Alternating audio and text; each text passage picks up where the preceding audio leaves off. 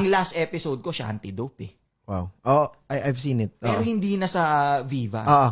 Ano na, doon na yung time na inaaral ko na mag-post-prod.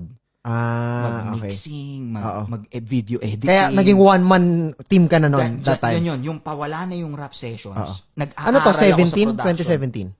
18? Mga ganyan eh, Oo. mga ganyan. Hindi ako pamilya pero sobrang tagal na. Oo. Basta bago pumutok si Shanty, pinarinig 16, sa akin, 17 yan. pinarinig sa akin ni Lester. Ako kasi, hindi ako fan ng craft ko lang eh. Hindi ako ganun oo naman. selfish eh. Kasi doon ako matututo eh. Pag ako fan, doon ako matututo eh. Ako, fan ako ni Glock, kaya rin siguro medyo gumaling. Yeah! Kasi fan ako ni Glock 9, kaya medyo gumaling. oo, So ngayon, rinig ko kay Shanty, tol. Kasi Pinarinig ni kaibigan ko Clumsy. si Lester, Oo.